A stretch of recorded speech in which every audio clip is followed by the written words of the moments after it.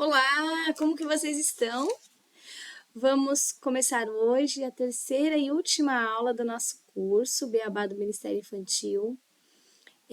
Hoje eu tenho bastante coisa para passar para vocês, essa parte mais prática, né? A gente não vai conseguir fazer alguma coisa aqui, né? Por ser online e como é um curso básico, né? A gente não tem a parte prática, mas eu vou mostrar toda a parte prática para vocês de forma online, tá bom? De forma teórica. Vou passar a parte prática de forma teórica.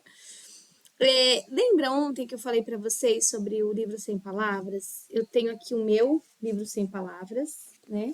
Olha, a página eu fiz de EVA na época, eu uso muito ele. Eu tenho que até fazer outro, tá meio velhinho. Tá vendo? É folhinha de EVA, amarela. Olha, tem um pezinho de criança aqui. Tanta criança que usa. O vermelho, o branco e o verdinho. Tá vendo? Então, esse é o livro Sem Palavras, que vocês podem fazer ele em EVA, em cartolina, né? Em plásticos, como vocês quiserem. Decorar a parede da salinha com as cores do plano da salvação, escrever plano da salvação. E eu fiz de lembrancinha, sempre faço, né? Para as crianças, ele em miniatura de EVA. Porque aí a criança consegue levar para a escola, colocar numa mochilinha, na bolsa, para eles aprenderem já a passar para os outros a palavra de Deus, né? O principal que a gente tem que passar no evangelismo é o plano da salvação, né? Mais que qualquer conteúdo, o mais importante, que é a base da nossa Bíblia, claro, é o plano da salvação, né? Tenha também aqui um outro recurso que eu uso muito, que é essa Bíblia de recursos para o Ministério Infantil. Ele é perfeito. Ela é perfeita. No início dela, também fala um pouquinho sobre o livro Sem Palavras, tá? Aqui, ó, fala um pouquinho, mostra um pouquinho o livro Sem Palavras. Ela é pesada, não tô conseguindo. Não sei se dá para ver, ó, livro Sem Palavras. Aí tem a cor dourada. Pode usar o dourado em vez de amarelo, tá? Preto, opa, vermelha, a página branca e a página verde. Aí aqui, no comecinho da Bíblia, fala sobre o plano, né? E aí tem um diagrama explicando o plano da salvação.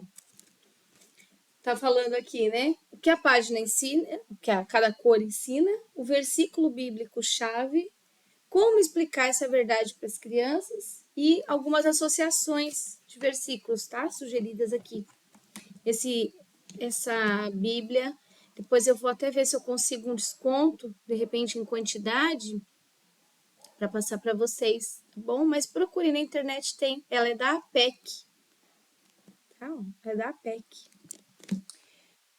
Quem tem, sabe o que eu tô falando, né? Ensina tudo ali, tem uma base teórica para nós professores, tem o estudo bíblico, claro, né? Tem a parte bíblica e tem alguns esboços de lições, né? Dentro de cada livro da Bíblia, tá?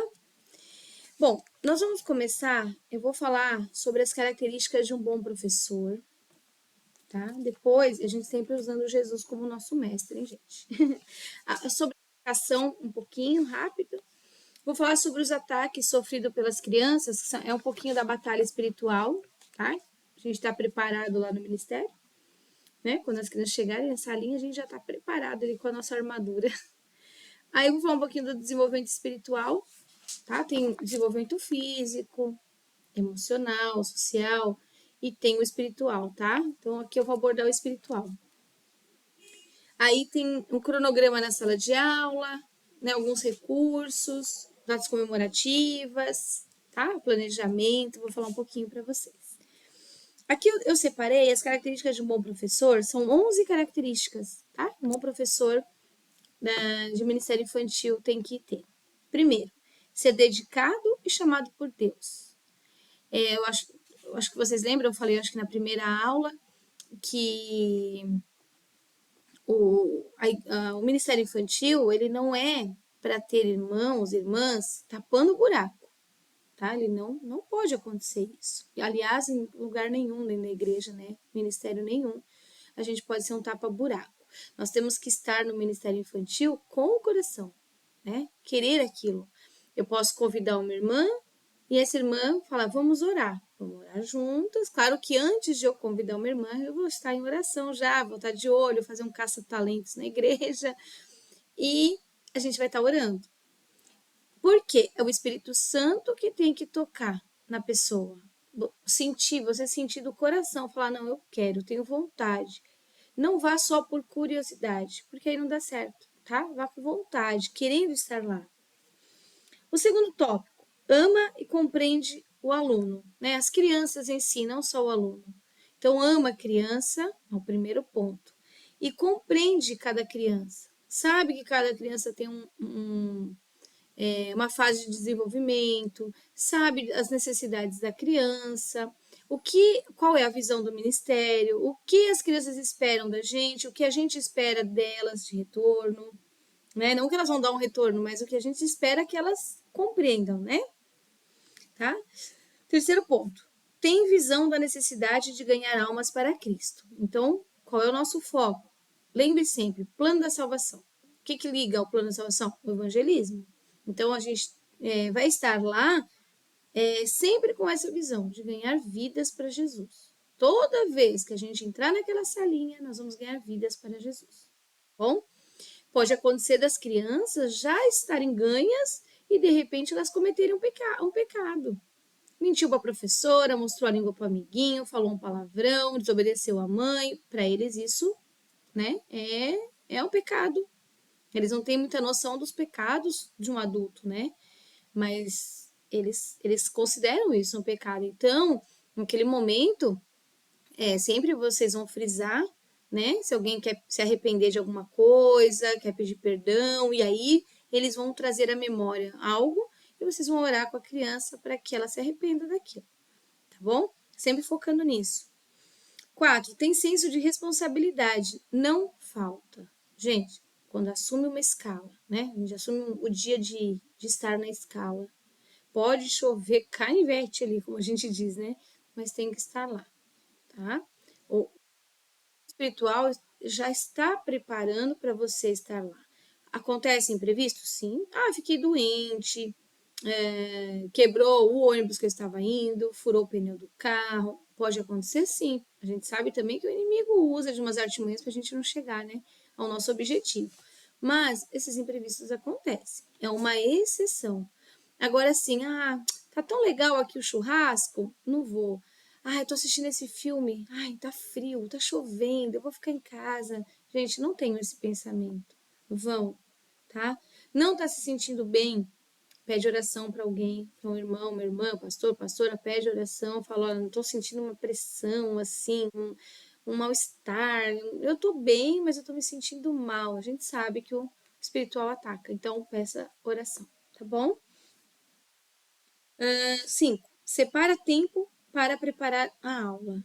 Gente, o culto é às 9, desculpa, às 19 e você vai preparar aulas às 18.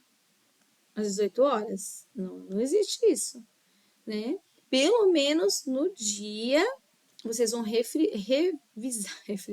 revisar o conteúdo, tá? Na verdade, o preparo, ele dura, a gente tem que pelo menos uns 7 dias. Acabou um culto no domingo, na segunda a gente já está preparando para o próximo domingo, tá? A gente não para. Por quê? Vocês não vai deixar para orar só no domingo. A gente vai estar em oração, em jejum, porque lembra que eu falei que quem faz é o Espírito Santo. E para a gente ser guiado pelo Espírito, a gente tem que estar em oração, em conexão com o Senhor, em intimidade, né? Estar envolvido naquilo. Então você vai saber qual é o versículo da semana seguinte, qual é a lição. Então você já vai se apropriando dela a semana inteira. Para quando chegar no dia, aí você vai desenvolver. Já aconteceu comigo de eu programar a semana toda, tudo certo. Sábado, tudo bonitinho. Eu acordo no domingo, eu olho e falo, meu Deus, vou mudar tudo. Já me veio outra ideia, vou fazer de outra maneira. Começo a mudar todo aquele sermão. Claro que o princípio fica, mas a maneira que eu vou abordar e sai legal. Por quê? Porque isso é ter o Espírito Santo conduzindo a nossa pregação, tá? Lembra que eu falei que nós somos pastores de crianças? E o que o pastor faz? Você acha que ele entra. Bom, se bem que muitos fazem isso, mas não é o correto. Chega no domingo, sobe no púlpito, fala o que tiver que falar ali, o que vem na mente, o que ele acha que tem que falar e acabou, vai embora? Não é assim. Existe um antes, um durante e um após. O antes, o preparo é antes, dias antes. Oração, lendo, se apropriando da palavra, talvez buscando em outras fontes, lendo a Bíblia. Durante o culto, de repente, para ele falar isso, mas parece que ele é guiado a falar outra coisa, né? É porque é o Espírito Santo que vai conduzindo. E no final, oração de gratidão, né? E para encerrar. Então é assim que a gente faz. No Ministério Infantil é a mesma coisa, né? A gente faz as orações antes, prepara antes, durante a gente aplica, e aí no final a gente tem um momento de gratidão, oração, tá? Para finalizar. 6. Vive uma vida cristocêntrica. O que é cristocêntrica? É Cristo no centro da nossa vida, tá? Nossa ministração, nosso culto tem que ser cristocêntrico. Os louvores, cristocêntricos. Todos falando de Deus. Não eu sou, eu vou, eu ganhei, eu sou. Não, né? Os cultos ele faz, ele deu, ele, sempre ele, tá, gente? Prestem sempre atenção nisso quando forem tocar louvor, até mesmo escutar. 7. Dá bom exemplo em sua vida diária. Então, assim, a gente pode pregar, pregar, pregar. Se a gente não tem um bom exemplo, de nada vale. O que vale são as nossas atitudes. Isso vocês já ouviram, né? Até fora da igreja. Não adianta você conhecer a Bíblia, sabe? Ter a Bíblia assim de ponta a ponta na sua boca, andar com a Bíblia embaixo do braço e na primeira fechada que alguém der no trânsito, você solta um palavrão, né? Deseja a morte, deseja o mal, enfim, né? Julga, critica, né? Enfim, então a gente tem que ter uma vida perfeito. Ninguém é perfeito. O único perfeito é Jesus. Deus, Jesus ali é a perfeição. Nós nunca vamos ser perfeitos, mas a gente vai ter que tentar ao máximo chegar próximo a Cristo. Né? Em atitudes, em caráter, honestidade, fidelidade, humildade. Né? Lembra que a gente falou? 8. Depende da oração, do Espírito Santo e da palavra de Deus. Lembra que eu falei? Da oração, a gente tem que esperar, depender do Espírito Santo, esperar que ele conduza. Tá? Você vai fazendo e ele vai conduzindo. Não é assim, ó, o Espírito Santo faz e fica parado. Não, você faz, o Espírito Santo vai te guiando. E sempre a palavra de Deus, né? Saber o que vocês estão falando para as crianças, tá?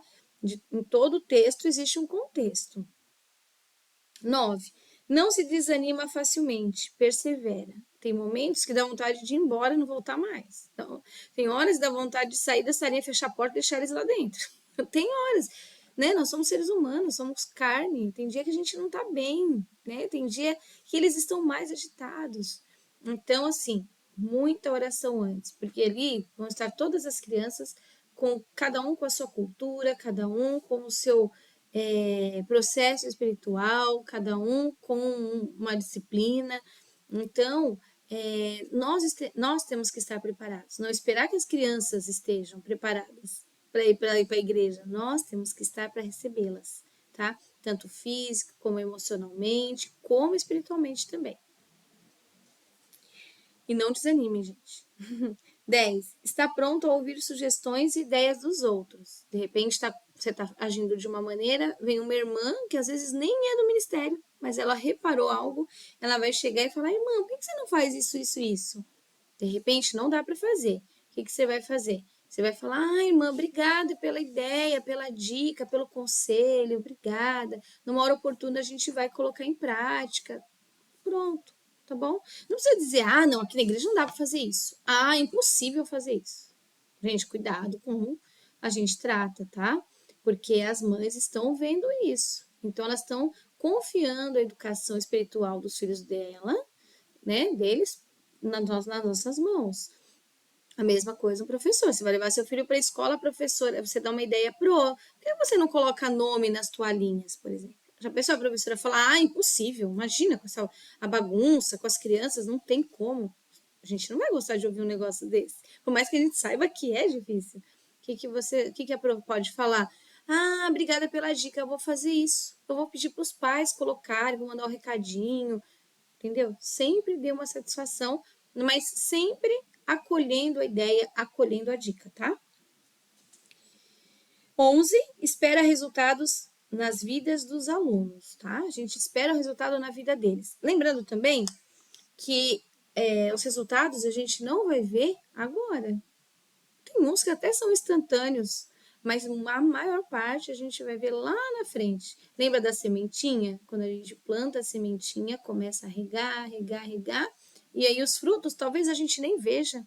Quem vai ver é um outro irmã de uma outra igreja, um outro ministério, uma outra cidade, um outro país, porque as crianças mudam, né? O mundo muda, o tempo muda, os planos de Deus não mudam, mas eles levam a pessoa para as mudanças, né? Para que esteja de acordo com o propósito dele. Então, não esperem colher os frutos logo, tá? Os frutos podem até demorar muito. O tempo de Deus é diferente do nosso. Lembrando sempre disso, tá? Como que a gente identifica um chamado de Deus? Né? Uma pergunta que a gente faz, eu creio que muitas aqui também fazem, né? Como que eu sei que é o meu chamado? Então, aqui, ó, a Bíblia está repleta de histórias de homens e mulheres que receberam seus chamados de maneiras extraordinárias. Como a batalha espiritual está ligada à vocação, é preciso aprender a refletir mais sobre o assunto através das histórias. No texto de Mateus 16, de 13 a 20, revela 3 princípios básicos para identificarmos a vocação de Deus para os filhos. Eu vou ler uma parte. Quem dizem os homens ser filho do homem? E eles disseram, uns, João o Batista, outros, Elias, outros, Jeremias, um dos profetas. Disse-lhe ele, e vós, quem dizeis que sou? E Simão Pedro respondeu, disse, tu és Cristo, o Filho do Deus vivo. Quando fala, tu és o Cristo, Filho do Deus vivo, Pedro responde usando o quê? Um artigo, o, né? Ele usou o. Mostrando que só existe Jesus sendo filho, né? Sendo o Cristo. Jesus é a concretização da promessa de Deus desde a época de Adão e Eva. É a concretização de tudo que os judeus e o mundo esperavam. É o desfecho da nossa história, né? Então, a partir disso que Pedro falou, a gente identifica o primeiro princípio da vocação no verso 17, que fala sobre a revelação. Lembra que eu falei a palavra revelada? A gente tem que entender essa parte da revelação. O chamado precisa ter uma revelação direta de Deus, sem intermediário. É Deus e vocês. Não é um pastor, não é um líder, não é um diácono, não é um obreiro. Não. Quem tem que estar na ligação somos nós e Deus. Você pode receber um convite, mas quem vai revelar se é sim, não, mostrar algo é Deus pra gente, tá bom? Segundo princípio, então esse é o primeiro, né? A revelação. Segundo princípio, no verso 18, pois também eu te digo que tu és Pedro, e sobre esta pedra edificarei a minha igreja. Quem que era o Pedro? Era um líder, né? Ele era muito impulsivo, ele era muito sorridente, mas ele era muito impulsivo, né? Falava sem pensar as coisas. Ele tinha muitos defeitos, mas também tinha virtudes, assim como nós. Nós temos muitos defeitos, mas nós temos virtudes. Né? Tu és Pedro, poderia ser qualquer um. Não tem assim, o Pedro, para mostrar que é esse Pedro, né? Tá? Só dizendo, tu és Pedro. O Cristo tem o Cristo, tá? Jesus estava limitando Pedro. Assim, percebe-se que limitação é o segundo princípio da vocação. Por que fomos chamados por Deus? Porque sabemos que não somos Ele. Então, Ele é só Ele, o Cristo, tá? Se eu achar que há em mim atributos exclusivos de Deus, estarei pecando e minha vocação está errada. Então, a gente não tem os atributos de Deus.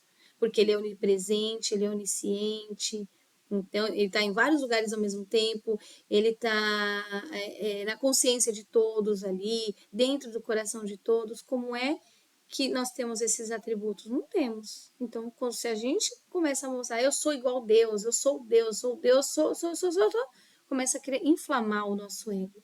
Então, nós não somos iguais, tá? E aí, então, se você tiver esse pensamento que não somos iguais, você está no caminho certo. Vocação é Deus usando o ser humano para fazer obras extraordinárias. É Deus usando um humano, apesar de ser humano, ou uma pedra, apesar de ser pedra. Tá? Então, o Pedro tinha esses dois elementos da vocação, que é a revelação e a limitação. Bíblia, possuir a chave é o mesmo que ter poder. Então, concebemos que o reino dos céus pode ser representado na terra pela igreja. Aquele que confessa pertencer a Jesus, reconhece sua autoridade, logo faz parte do reino. Então, o terceiro elemento aqui, quando Jesus dá chaves para Pedro, ele estava dando autoridade para ele ser o percussor entre muitos e um instrumento para declarar com autoridade as leis do evangelho e também exortar a igreja. Ele estava recebendo a autoridade de Deus para cumprir o chamado. Então, o terceiro elemento é a autoridade. Primeiro, a revelação. Segundo, limitação. E terceiro, a autoridade. Nós temos autoridade dentro daquela salinha com as crianças. Nós temos autoridade sobre a vida de cada criança. Nós temos autoridade sobre a nossa vida, tá? Então, aqui, ó, Jesus distribuiu autoridade para todos os seus filhos. Ele diz, portanto, ide, fazei discípulos de todas as nações, batizando-os em nome do Pai, do Filho e do Espírito Santo, ensinando-os a guardar todas as coisas que eu vos tenho mandado. E eis que eu estou convosco todos os dias até a consumação dos séculos. Isso está em Mateus 28, tá? Então, ele deu autoridade para nós irmos pregar o evangelho e batizar pessoas. Então, nós temos autoridade do batismo, nós temos autoridade de pregar o evangelho, tá? Pedro tinha uma vocação maravilhosa. Tinha 3 elementos, que é revelação, limitação e autoridade.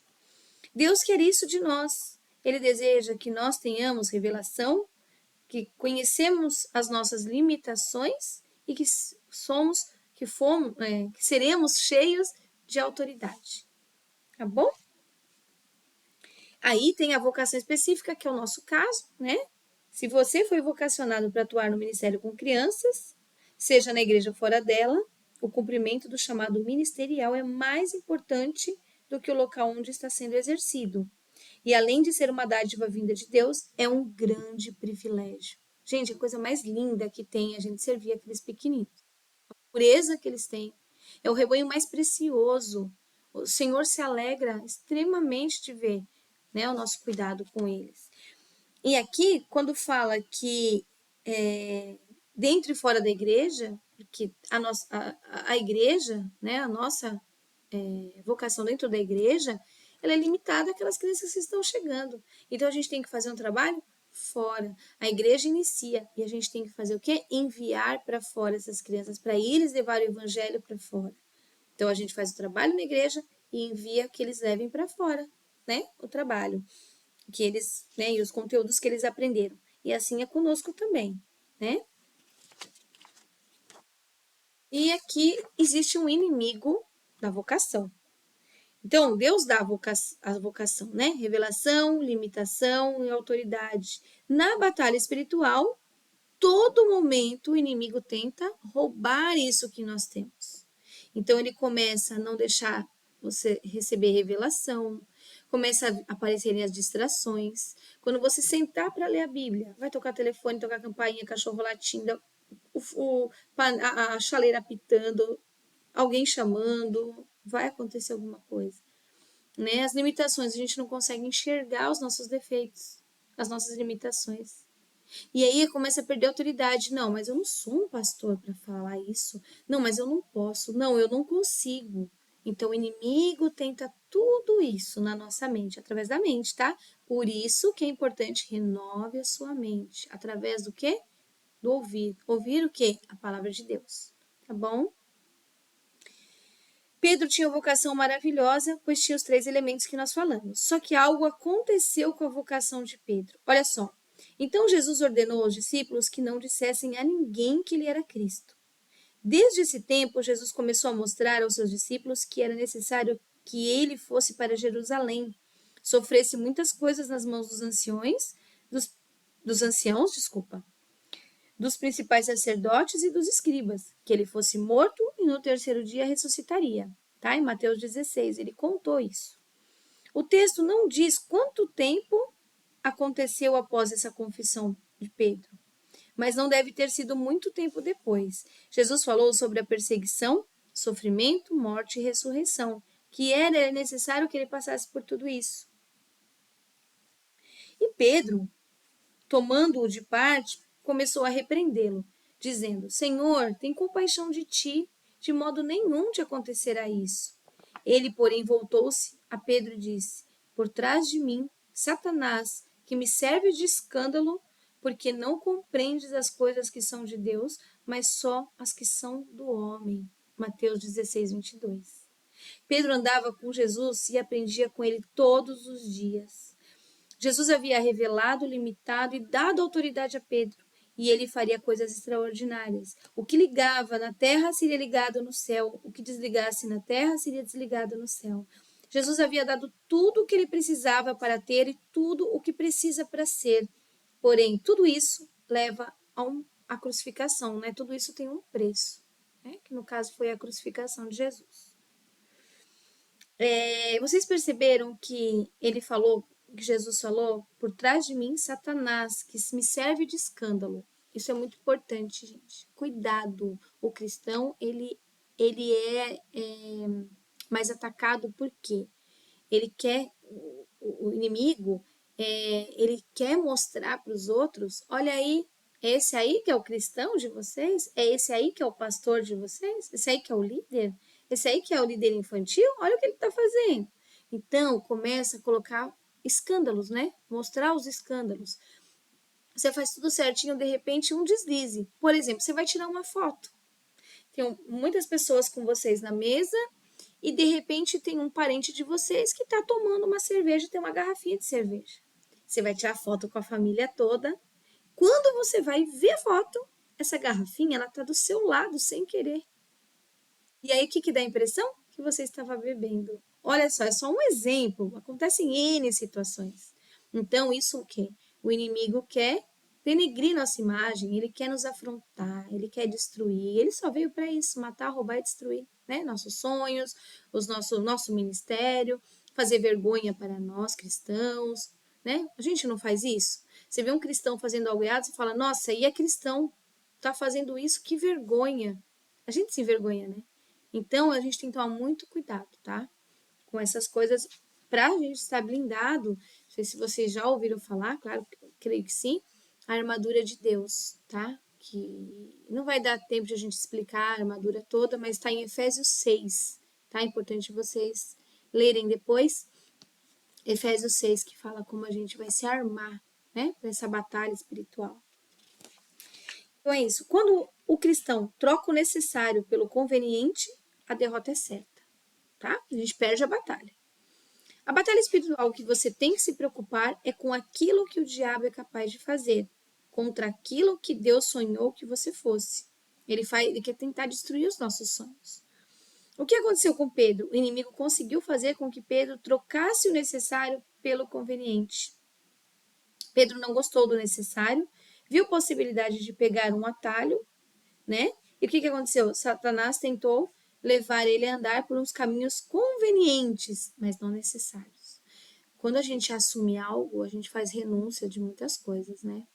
Quando a gente vai servir ao Senhor, a gente já renuncia ao mundo, a gente já renuncia locais, pessoas, atitudes, pensamentos, comportamento, roupas, né? Tantas coisas emocionais como também locais, pessoas e a parte física também, né?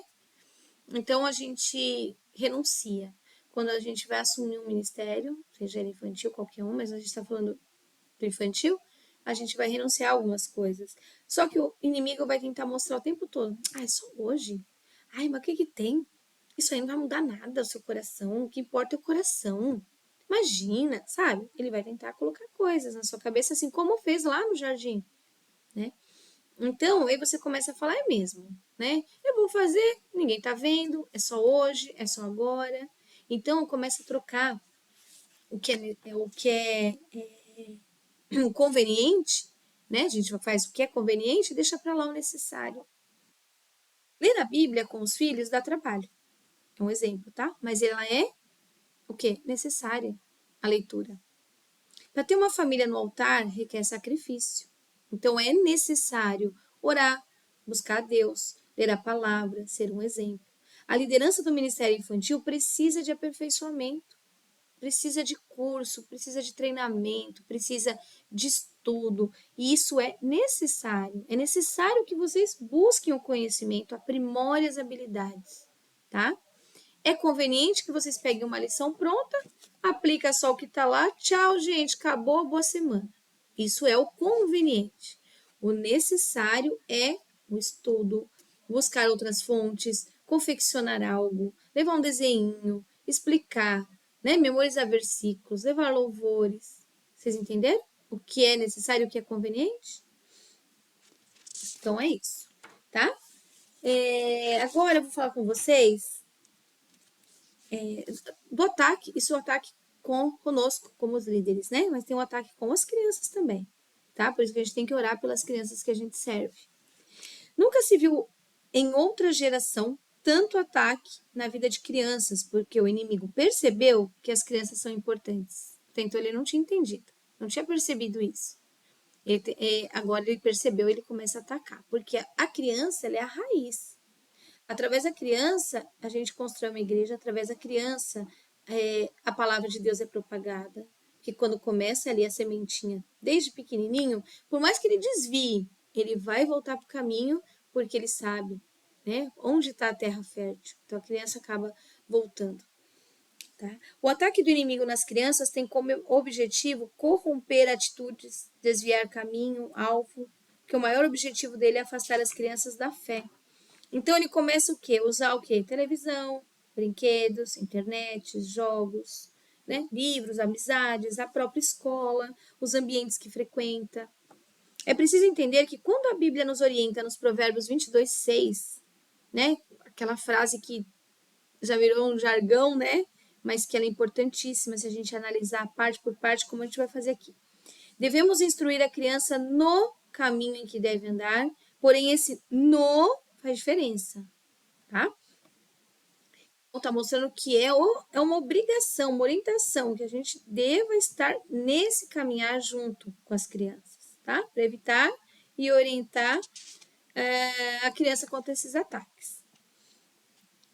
No livro Firmando Bases do Ministério Infantil, que é um livro que eu já li e recomendo para vocês, e vamos ver se a gente até faz grupo de estudo para a gente estar estudando esses livros. Quem não tem condições de estar comprando, pelo menos a gente vai estudando juntos, né? E são conteúdos maravilhosos, tá?